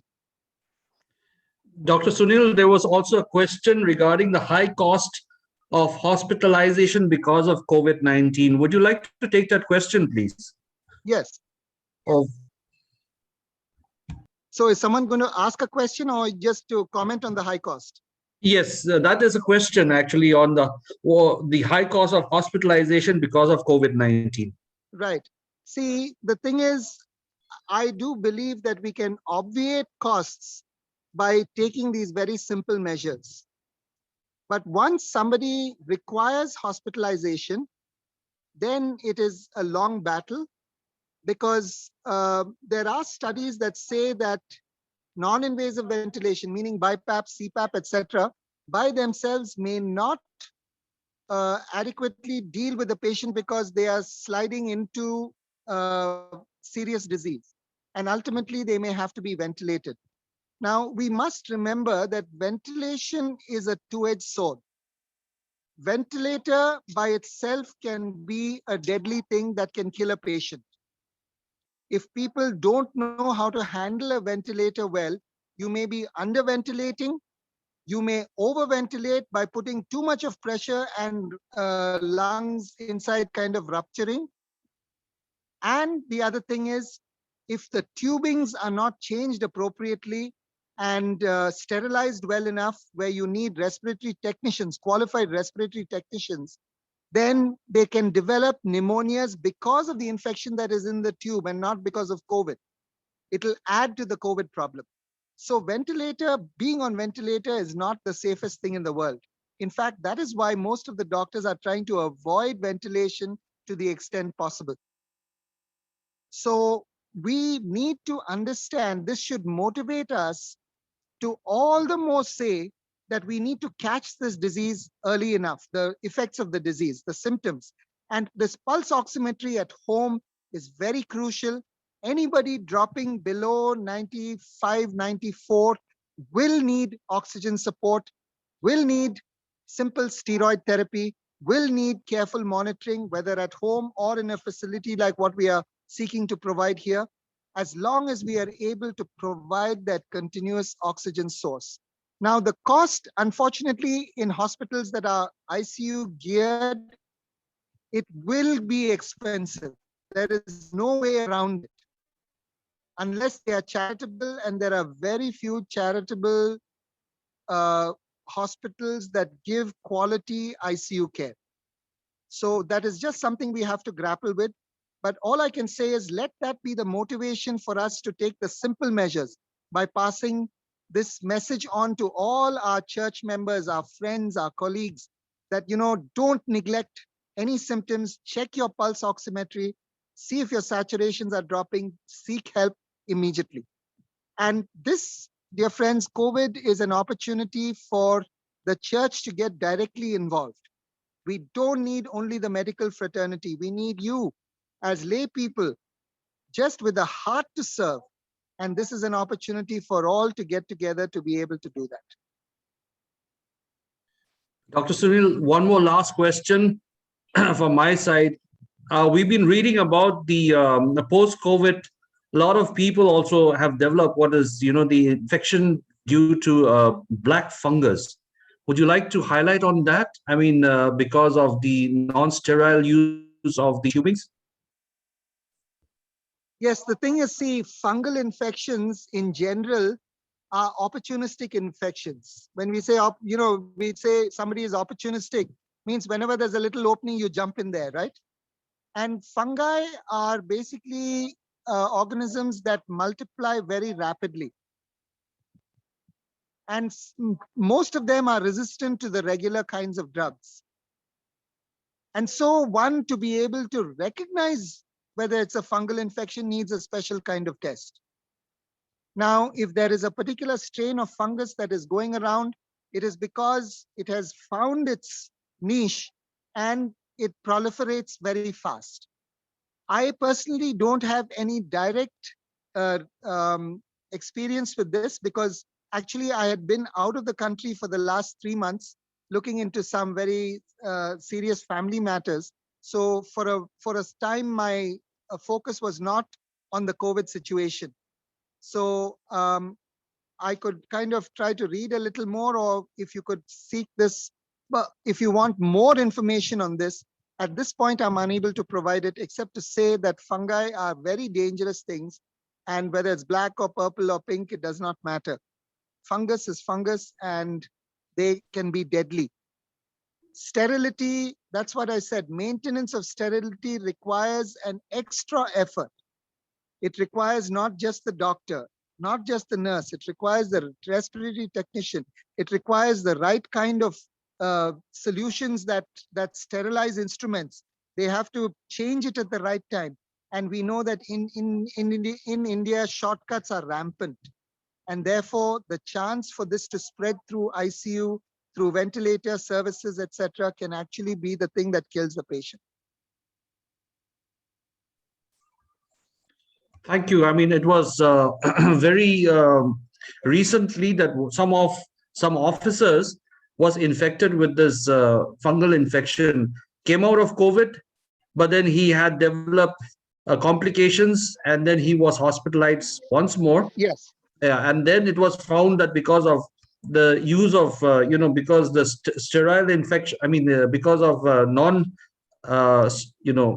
protocols in sterile tubings, he developed black fungal infection in his lungs. So we were a little worried about this. What was this? And therefore, I just asked you this question. So thank you very much, Dr. Sunil. Okay. I just got a call from my wife. She's wondering whether I'm alive or I'm a COVID patient. You get a call. Okay. Get going. You need to balance everything in life. Thank you for the opportunity. I love to meet with groups like this, and thank you for a patient hearing. Thank you so much. That's lovely. Thank you Thank very you, much. doctor. And we will physically meet sooner. Okay, great. Thank you, Goodbye. doctor. Have a good night. God bless all of you. Goodbye. Goodbye. Thank you. Night. Thank you so much. Thank you. We have with us Father Anthony Fernandes, who has really been a good friend, and he has a heart that is a very large heart, and he's been helping a lot of our communities. And in the past pandemic, that's when we met up and we kind of discuss ways through which we can work in this kind of an environment. And this evening we have with us Father Anthony. I would like to give the time so you can introduce yourself, like I said, and then perhaps you can also share with us what you have for the churches in the Northeast. Thank you. Before Father Anthony, I mean, Father, can I actually take your leave, because I'm getting several messages in this thing. I'll have to attend to some of them. I've put my number here for friends to reach out, especially for friends from the Northeast. Any help that we can do in the city or even in Gujarat and all, I've been connecting to many of our groups, our civic initiatives.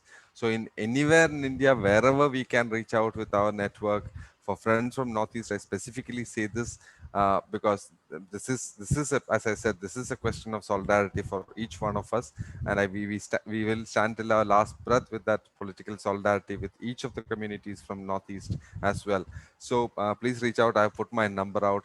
Please forgive me and excuse me for having to run. Thank you so much, Brother Vijayan, and we hope to get in touch again. And definitely, this has been very resourceful. Like I said, this will be circulated not just in the Northeast, uh, let's say globally. Your coming and sharing has been quite uh, resourceful, and at the same time, we are so blessed to have you tonight. Thank you so much. God bless you. Jen, thank you very much. I know you had to make a lot of adjustments to be here, but thank you very much. Thank you very much. Lano, thank you so much for inviting all of us here. I was part of, I belong to the Society of Pilar, which is a small group like Jesuits you have, and St. Francis Xavier is our patron. And I belong to the Northern Province, and we have an office in Delhi. I like Northeast very much, and there was a group of us who had this mission in mind. We call it Mission China. And we wanted to, have young people from Northeast to be professionals who will be with the gospel going to China and going as professional, but also with the gospel. If you ask me, where are we with this mission? I really have no answer at the moment, but that dream still continues. And that is where this dream came about when I worked as a missionary in Nepal, in a very beautiful place called Pokhara for 8 years. And that's where this whole idea developed. And I was hoping Northeast and Nepal will be the professionals who will be going to China, but going as professional because they cannot go as missionaries, and then also carrying the gospel. Well, that is how it all developed. Now, coming to this whole challenge that we are facing, well, I was in UK actually a few years before, and it was Bishop Theodore who insisted that I come and help him at the CBCI when he was the General Secretary. You probably must have heard his name. I was in charge, part of his team as administrator and media and communication. I can say one thing, probably if Bishop Theodore was a Secretary General now, the CBC and the Catholic Church would have been much more vibrantly talking and working, just not saying, let's say, a day of prayer and fasting, but a much more vibrantly working. He has something in him and is doing wonderful in Ranchi. Having said that, now last year we had to reach out to people differently, and my whole focus last year was in northeast of Delhi, where we had these riots in that very particular area, where with the help of my friends, we set up a kitchen and we were giving cooked meals to those people around there. And also a team of us were helping with the distribution of the rations. And this was more basically more for the daily wages, the rickshaw pullers, the Adivasis from Jharkhand and all those areas, where we distributed a whole ration.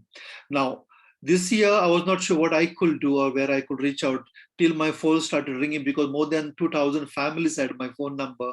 And they said, we are back into a problem. Can you help us again? And then there was, it rings 24 hours and then I do whatever I can to help them. We have started the rations and we are also trying to. Now, as a Catholic Church of Delhi, been a very small response, let me say it with much humility, because the kind of structures we have and the kind of people we have, I think we could have done much more and much faster, but we are coming there slowly. The Rosary School is coming up with a center, how the Mount Carmel is doing, and there is one, we are also working with another group of people to set it up at Columbus School, and that one more. So 2-3 smaller centers are being worked out, but not as forcefully probably as Lanu will be, but I think we are slowly coming there, Lanu. So those 3 centers are what we are working at. Now, I think one of the fears with when I tried to approach Arun, who was with us for the last meeting, is the president of the religious in Delhi. And I tried to tell him to get this idea across to all the religious, saying, how can we reach out? I think that whole meeting, as Arun was trying to explain, I wasn't part of it. I had another meeting at the same time. Arun tried to explain was, most of the people who attended the meeting were talking about the people infected with corona, the people who have died in their communities. And, it was more, I don't know, rather, looking at a positive side and how to approach it, ended up into just, looking and, feeling pity for ourselves probably. I think that was a bit sad part of it. I think all of us should understand, we may not end up where we thought we would be, but we will definitely end up where God wants us to be. And I think this is where God really wants us to be at this moment. This is my belief, because 2 years before I was supposed to go to US, for some reason it didn't work. And then the Philippines was almost opening up and the pandemic came, and then I got stuck in Delhi. I'm not saying I've done wonders, but even to one person, if I've reached out and helped and has made a difference in that person's life, I think I have done something for somebody in this world. And when people say, if not you, what, even one person saying, I think has made me to cry and to say, thank God I'm here and not in Philippines. So for us, all of us, I think that is our story. I was really, and I really want to do this, and I wish we could all do it together. When Lanu was explaining to us about the center at Chhatarpur, I think we as religious, we as Christians who believe in Christ, should be able to reach out. And it's not always with medicine, may not be always with food, may not be always, but even to go to a person who is lonely in this moment, be it home, be it in the quarantine centers, and anywhere they are on the roadside, and to have that one word and a smile, I think we are going to do amazingly good. I think this is really, really, really lacking now. And I must say, when I brought this to Arun and said, why people are afraid to step out of their homes. The park, which is right here in front of my house, where used to be a buzz with, movement and noise. And when I go for evening walks, whenever it's possible, I just find, why not 2 people now? There are no children, there are no people, nobody walking. People have just locked themselves, they're afraid to. And I think the call of Jesus for us at this moment is to just step out of our comfort zones. Step out and say, if God is with me, the body and blood of Christ is going to protect me, and then, venture out and do something. I think this is a great opportunity for us. I see there's a great opportunity. And I think that's where, like Nepal, the Northeast is full of song and music. Even to have a little, to bring that little song and music to one of the centers, even for a while, to, make them feel there is, a life in all of the, I think we could do amazingly. And I know Northeast is, great at this, the music and the song. It may, even to bring about little gospel music into them, to cheer them that in all of their pains and misery, I think God is still with them, and to give them that assurance will be a wonderful thing we could all be, thinking about and doing together. Well, I'm not a scientific person. I'm just a little drop, as I say always. And let's see what we can think about. Let's see what we can do together to reach out to our brothers and sisters all over the country. It's very painful now to get a report from the villages. I was looking at some of the reports that are coming from Bihar and UP. The hospitals and things, it's terrible. It's really, I mean, the focus has been to show Delhi, but I think that part is really missed out, and it's really, really, really, really, really bad. No doctors. The helpers in the hospital are doing everything, and I don't know. Anyway, I mean, let's see what we can do together. I think that's what that really matters for us. So thank you very much for giving me this opportunity to be with you. And in any way we can be of help to each other, let's do it. Let's do it. Thank you, and God bless.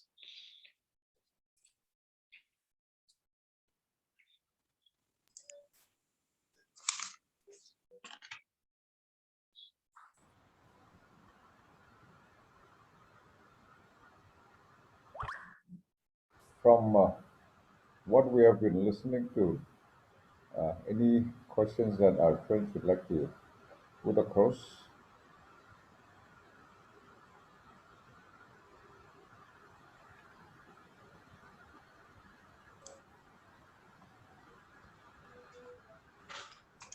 Okay, thank you so much, Pastor Father, and also for this privilege. Just want to know how the churches in Delhi is responding towards this pandemic, and if you have any message to the Northeast churches, especially here in Nagaland, how we should respond during these COVID-19 situations. If I could say something, if Pastor Meyu, if you will allow me to say, well, as I said already, church has been slow, but we have been responding.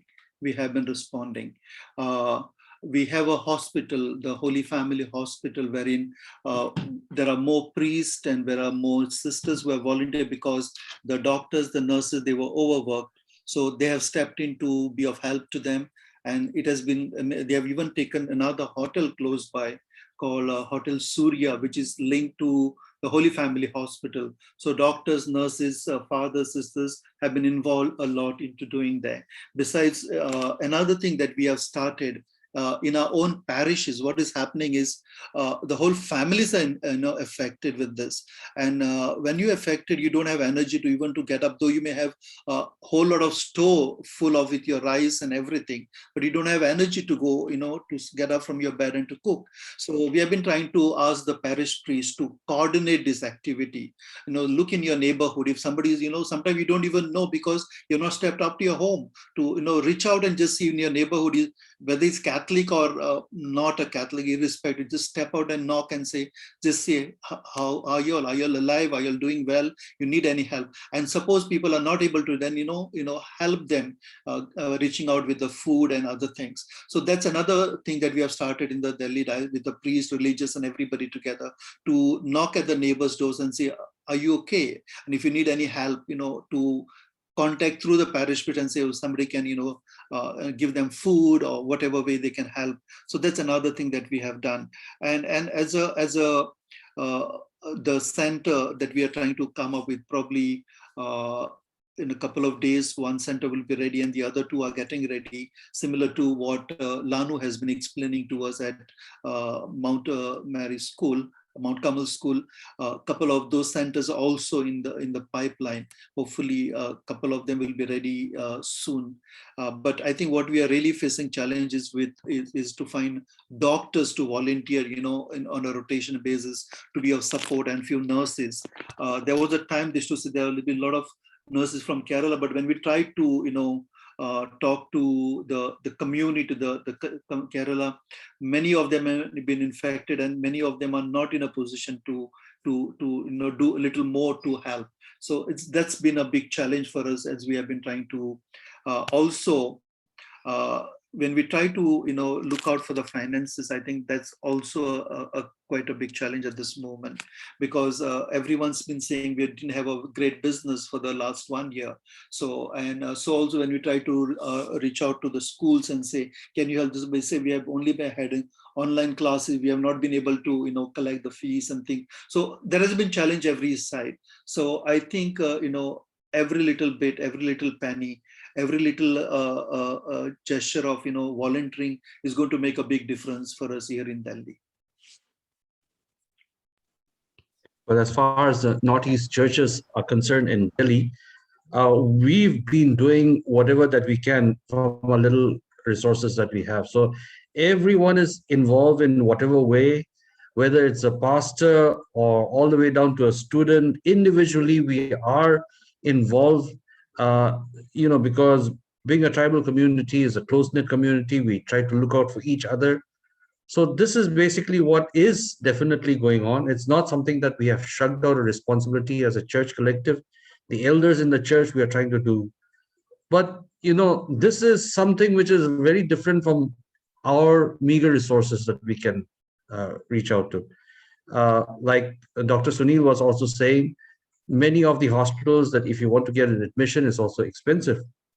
At the cheapest, it will be nothing less than 10 to 15,000 rupees per night.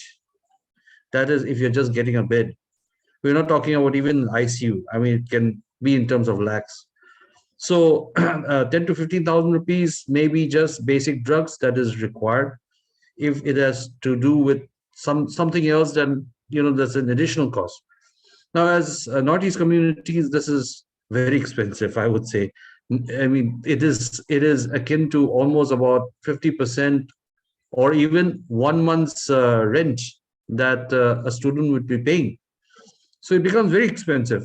And how much more can we as a tribal unit try to reach out and help? It's next to impossible. Every tribe, every church, every pastor that I speak to has got at least 40 to 50 COVID patients in his or her church. That's the least. So therefore, big communities, whether it is among the Nagas, Mizos, Like you have the Tangkuls or the Mizos, or even for that matter, even if it is the Ao community, slightly structured.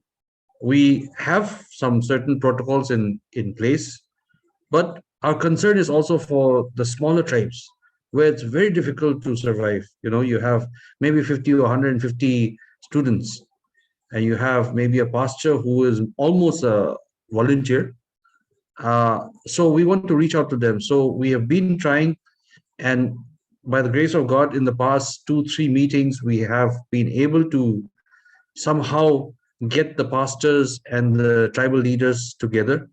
And we are definitely looking for how we can collectively combine our resources to fight this pandemic. And we have asked, in fact, we have delegated some responsibility to some of the pastors to reach out to the heads of various organizations, whether it's CBCNEI or the various NBCC or the Presbyterian Synod, Baptist councils, all that we have asked them to reach out, and then we should be meeting early part of next week when we will see what is the next course of action that we can do. I personally, if you were to ask, I think this is it is only possible that we can fight this pandemic together and with the support of the churches from back home. We've had some church leaders where we say that, that we are just a very small community of 50, 100 people. But I say that, no, you are not small. If you were to consider the fact that you are a big community back home, reach out to them.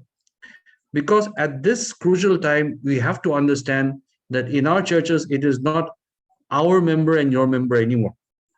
You see, most of the members who are in the tribal churches in Delhi are, we are just trustees or stewards for a very brief time. These are on transition, who are student communities who will be with us for maybe about 5 years at the most. And why I say 5 years is because today a student doesn't come to do a 3-year course in BA. He or she will do a master's and even go on to do MPhil or a PhD. But on an average, if they are here with us for 5 years, that's just about the time that they are an associated member of our tribal community here. So we are just stewarding for a very short time your children who have come to the city. So it's no longer our children or your children, but it is our children all together collectively. And so we appeal to you as as the bigger brothers or the father figures, that you please help us out generously in this time. We will seek your assistance officially. We will speak to you individually. We will write to you. But our target and goal is also, what if we could also set up centers like what we have set up in Mount Carmel School, at least about 100-seater or 200-bedded, that will cater to our Northeast community. Because running a center like this is expensive. Setting it up is not cheap. And a tribal unit by ourselves can definitely not even dream to even set up a 30-bedded. A 100-bedded unit like this, with all the oxygen concentrators and generators and you name it, has got a budget of nothing less than 2.5 crore. And that is a very basic requirement. It is not a running or recurring cost that we are talking about. Just setting up with basic necessity is that much. That is what is required. We at Mount Carmel School have been very fortunate that many people have reached out and have donated, and we are looking forward for more support. But what of the Northeast communities, like I said?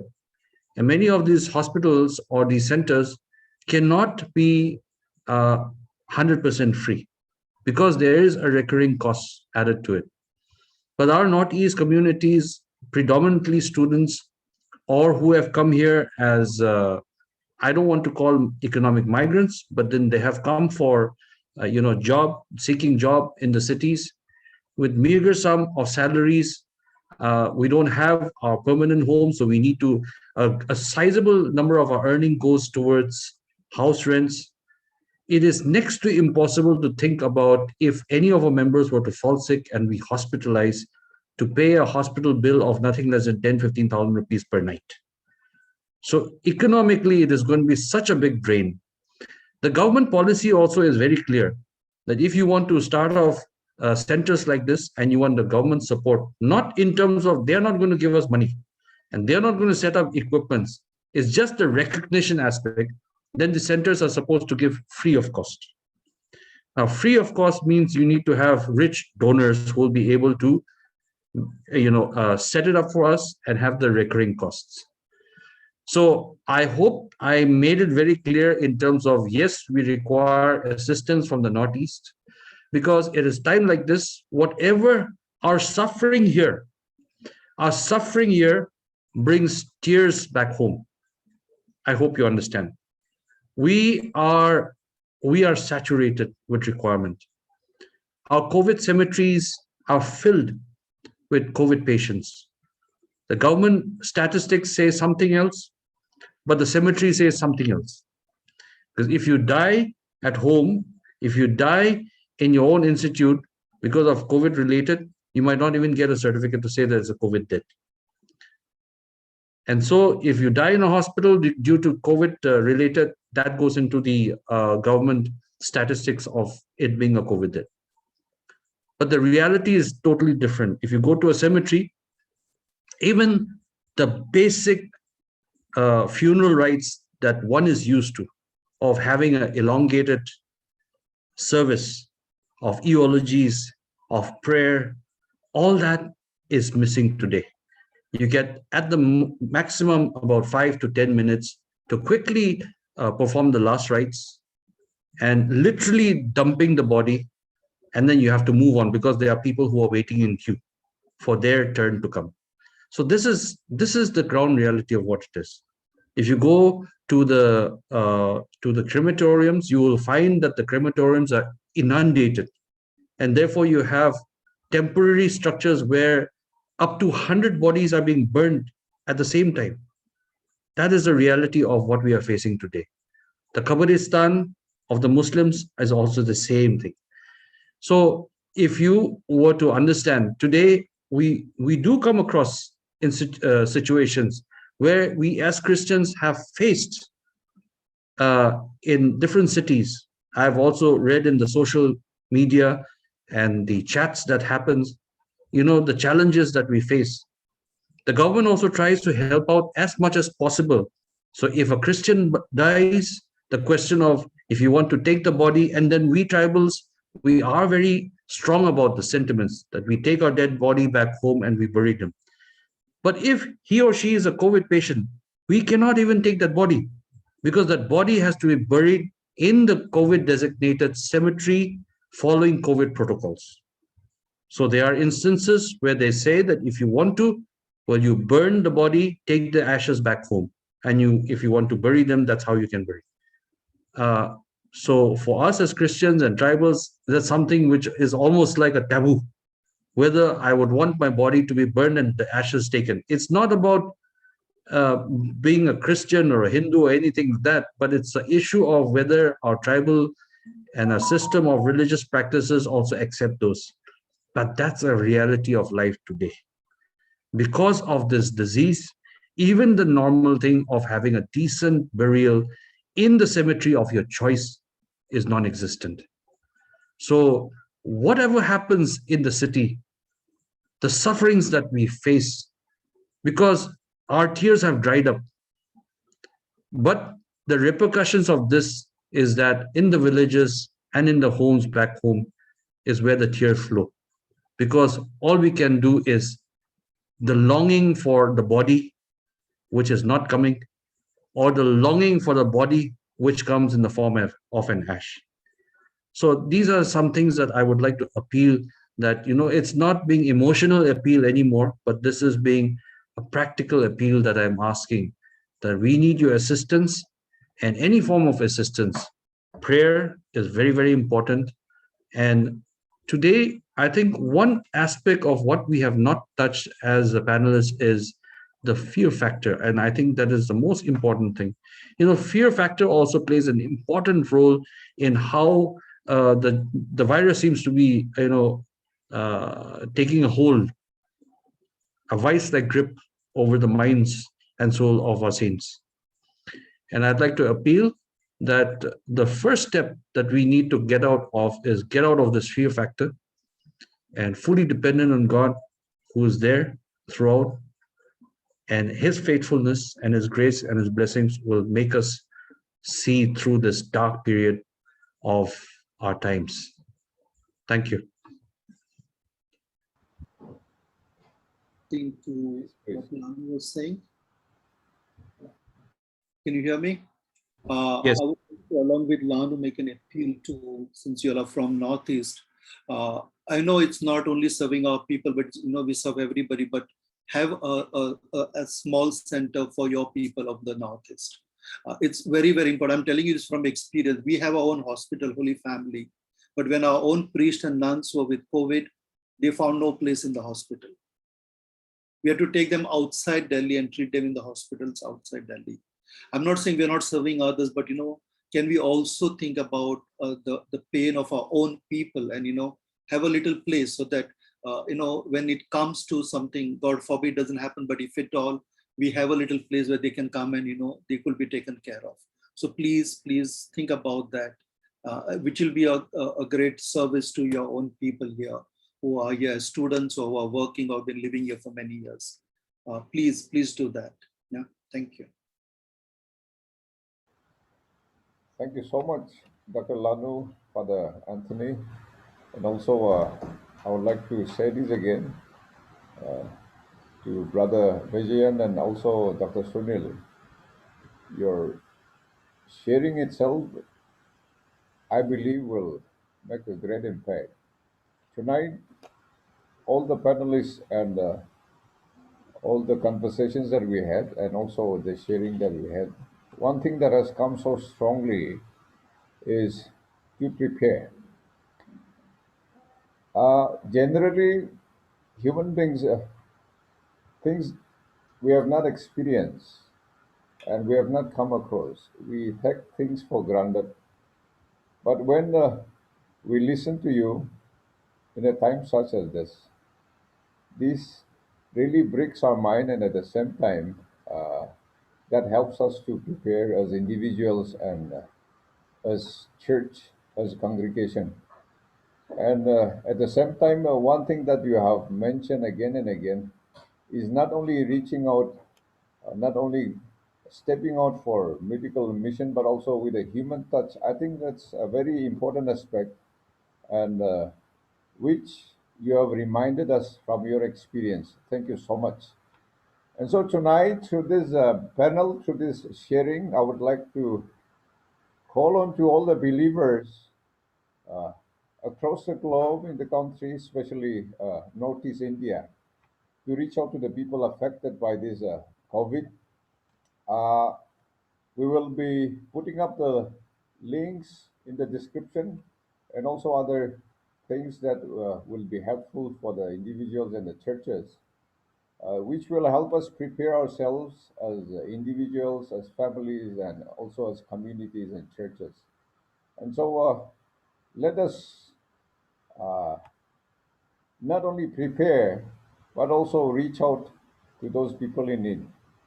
I know North India is going through a very hard time where uh, all the people across religion and communities are struggling, suffering. And so I would appeal to all the believers, churches, and institutions in Northeast to reach out in any possible way to be a blessing to the people out there. Uh, like I said, this recording will be shared in different groups and churches, and then I believe it will result in a very positive uh, manner. And at the end, I would like to call upon our General Secretary of the Northeast India Christian Council, Reverend Ramin Lianga is here, a wonderful leader in the Northeast. Sir, if you would pray for our friends in Delhi and also other parts of the country, thanking God for this wonderful time, and at the same time, uh, committing our churches and also the rest of the people in leadership in a time such as this.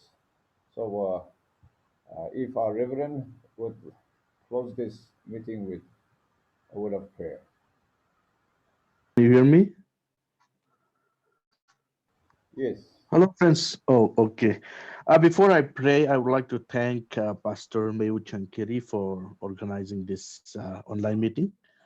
And I would like to thank all our resource persons for their valuable informations and also sharing. I have been touched very much and I have learned so much from it. And I would like to thank you for your service and commitment toward the needs of people down there in Delhi. We thank God for your service, and I will see if we can be of help to any of your programs as you face the COVID situation down there, and we'll continue to pray for you. Let us look to God in prayer. Almighty God, our dear loving Heavenly Father, we come to your throne of grace with thanksgiving, acknowledging our helplessness and our powerlessness, and also at the same time acknowledging your power or before all over all the evil, all principalities on earth and the heavenly realms. As we are in the midst of coronavirus pandemic, we realize how we need you, your protection and wisdom from you to meet these challenges. We realize how we need to work together as brothers and sisters in the midst of all these difficulties. We thank you for this online meeting and for the things that we have learned through this meeting, and also for all your servants down there in Delhi whose task is challenging and also risky. Lord, protect them and give them spiritual and physical strength to serve you in the midst of all these difficulties. At this time, we also pray for all the COVID patients who are suffering severely physically and also mentally. Touch them with your healing hands. Raise them from their sick bed and give them good health. And strengthen the medical workers and bless them hundredfold for their selfless services. Bless this meeting and all of us so that we can serve you better in these challenging times. As we are about to close our meeting, may the grace of our Lord and Savior Jesus Christ, the love of God the Father, and also the sweet communion of the Holy Spirit rest and abide with each and every one of us now and forever. Amen. Amen. Amen. Thank you all. Thank you very much. Thank you. Thank you very much. Thank you. Thank you. Thank you. Thank you.